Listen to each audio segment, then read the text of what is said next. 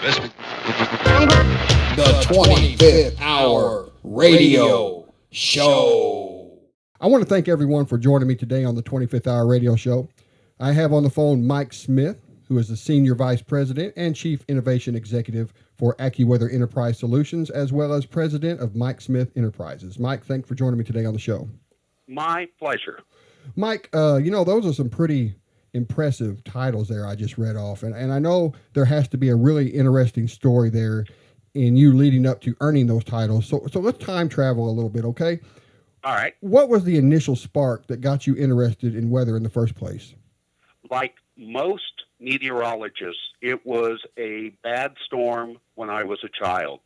At the age of 5, I was in the area known as Ruskin Heights, a south suburb of Kansas City. And we had, on May 20th, 1957, an F5 tornado go through our neighborhood. It killed 44 people and destroyed my kindergarten. The next day, my mother drove myself and my 2 brothers through the damage area, ground zero. And at the ripe old age of 5, I looked around and said, anything that could do all this had to be pretty interesting. So believe it or not, from the age of 5, I've known I wanted to be a meteorologist specializing in saving lives and property from extreme weather. I went to college at the University of Oklahoma. I did television weather in Oklahoma City, Wichita, and St. Louis. And then in 1981, I started Weather Data Incorporated, which was a company devoted to helping other businesses manage the risk of weather. I then sold the company in 2006 to AccuWeather. AccuWeather has purchased some other companies like Weather Bank in Edmond, Oklahoma, and Hazardous Weather Notifications, and all of that has been rolled into a new company, AccuWeather Enterprise Solutions. We're the business-to-business part of AccuWeather, and I'm the Senior Vice President of that esteemed organization. Let's back up just a little bit, okay? By doing some digging, I found out, you spoke of the tornado when you were 5 years old, sparking your interest. But I found out when you were just a teenager, you had your own weather station in your backyard. I mean, how elaborate of a weather station are we talking about here? It actually met the National Weather Service, then called the Weather Bureau, requirements for a weather station in terms of temperature and rainfall. And I started a group of teenagers that we called Metropolitan Weather Service, and we did reports several times a day routinely and extra reports during severe weather for KMBZ radio in Kansas City. At the time, it was the #1 radio station in the market. And so, believe it or not, I've been doing tornado warnings since I was 17 years old, or to put it another way, 46 years. Now, this is kind of off subject, but really, I guess not really. I'm curious to know, being I'm a radio guy, yes, how difficult was it for you to make the transition from radio to TV? Now, I know there's a difference in hiding behind a mic than having a camera pointed at you. It really wasn't that hard. Somehow my brain seems to operate to, when I'm behind a microphone, painting word pictures, and when I'm in front of a camera, being able to point to a map. It is a very difficult skill to do radio well. I really agree with that. It is hard to explain to people where the tornado is, where it's going, but somehow I seem to be able to do that. And so I did both radio and TV till I went off the air in 1993. I took myself off the air because my company, Weather Data, was just taking too much of my time, and I was routinely working from 10 in the morning till midnight, and with growing children, that just didn't work out very well. Yeah, let's talk about Weather Data for a second, if you don't mind. Sure. What was Weather Data all about? I mean, what did you offer with Weather Data? In the early days of Weather Data, we did a lot of media weather, radio, television, and then newspapers. We invented the color newspaper weather package that was created at a weather office by expert meteorologists and then shipped by computer to the newspaper, and they could just stick it into the newspaper with no editing required.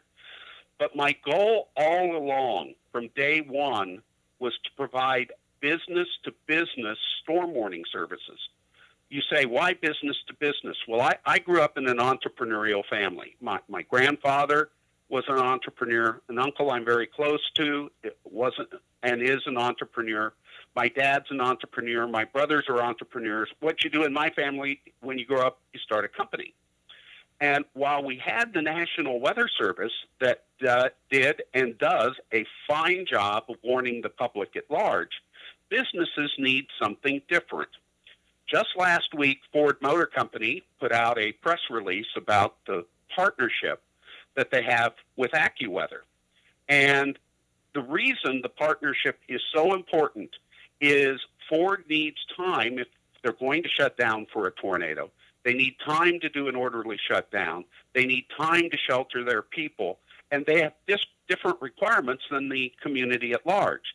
So that's our job. We provide to Ford and to hundreds of other companies the precision weather data they need to make the really important decisions that can literally cost them millions of dollars.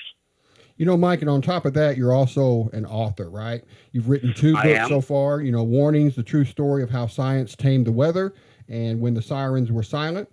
Yes. What was your inspiration there behind those 2 books?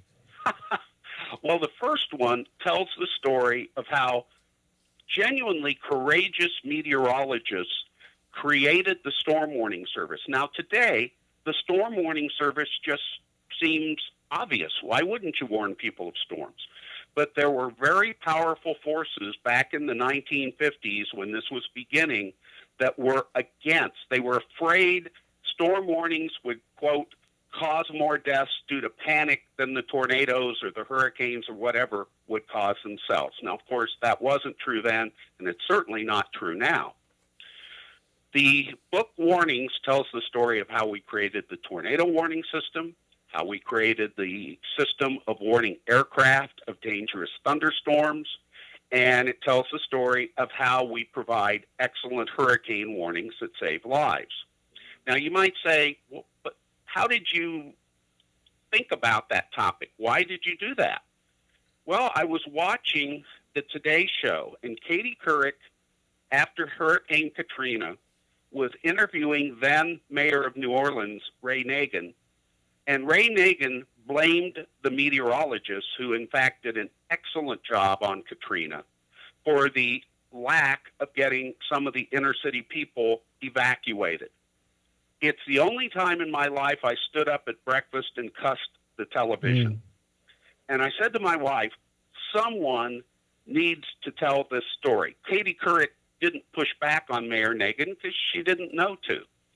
So after about 10 days of trying to figure out who should tell this story, I said to my wife, sweetie, I think I'm going to have to write the book.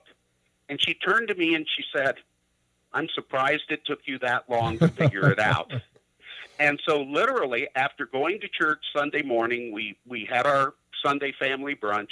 I changed clothes, got in the car, and went to Barnes & Noble and got a copy of How to Write and Publish a Book for Dummies.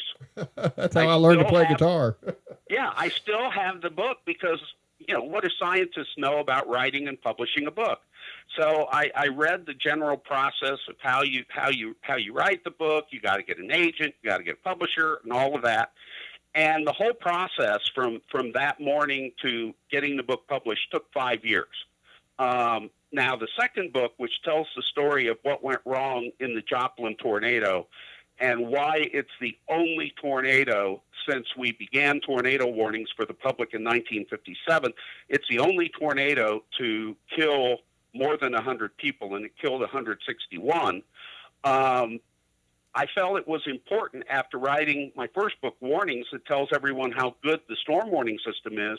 I thought it was important to tell what went wrong in Joplin with the goal of making sure it never happens again. Well, before we start to wrap things up here, Mike, I want to share with my audience a little bit of your personal side. Someone told me you had an awesome train set in your house. Now this is the type of journalism I'm talking about here, man. What's the scoop on the train? That is investigative journalism. And yes, since you remember me mentioning my uncle who's an entrepreneur? Yeah. Well, his father worked for the Santa Fe Railroad, and both of us have had a love of trains. And so ever since I was a kid, I've loved trains. And instead of getting a Porsche or something like that, I decided to have a company in Dallas called TW Train Works that builds model railroad layouts, because I don't have a handy bone in my body. You give me a nail and some wood and a hammer and I'll make a mess out of it. So I paid them to build my ultimate dream train layout that celebrates my family primarily. It also celebrates my career and my clients and my colleagues. And so it's in the attic room of our home, and I'm very, very proud of it. Now, are you the type of person when guests come over, you say something like, now you can look at it, but you can't touch it? No, that's the whole reason I got it instead of a car. Only one person can drive the car, but I've got this set up so 4 people can run trains at once. That's awesome. That's awesome. Now, if you don't mind me, and I hope I'm not overstepping my bounds here, how much does this train set you back? I will give you a general number. How about that? All right. The same amount as the lowest cost of a Porsche. Wow. I got to see this someday. If I'm ever around where you live, I got to come over and check that train set out. I'd be happy to show it to you. It's absolutely gorgeous. Trainworks in Dallas did a wonderful job on it. I'm very, very proud of it. So yes, I would be more than happy to show it to you. But like I say, the reason I did it is I wanted my grandchildren to be able to play with it. My children now, who weren't all that interested in trains when they were children, love it and will actually come and play with it when they're in town. And so it's a center of fun for the whole family. You know, I want to make sure I promote your upcoming appearance on January 11th at the 2016 American Meteorological Society's annual meeting in New Orleans. Yes, I'm giving what is a weather science version of a TED Talk at the New Orleans Convention Center, and it's at 7:15 in the evening, and the general public is invited. And I'm going to be talking about, in a little more detail, some of the things you and I have just talked about during our conversation. And real quick, I want to direct my listeners to MikeSmithEnterprises.com, where they can find information such as information about my public speaking, information about my book Warnings, and information about my book When the Sirens Were Silent. Well, Mike, is there anything you'd like to add that I might have failed to mention before we bring this to a close?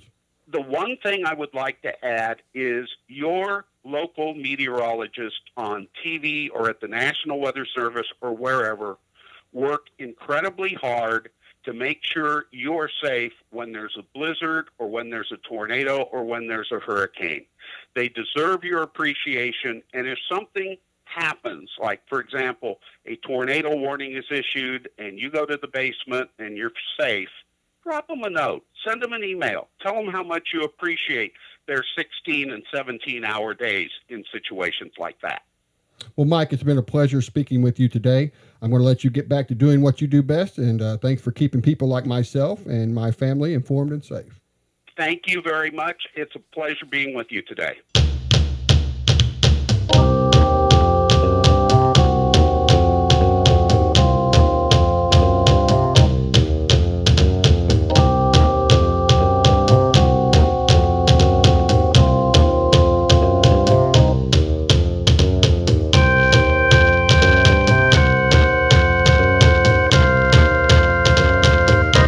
The 25th Hour Radio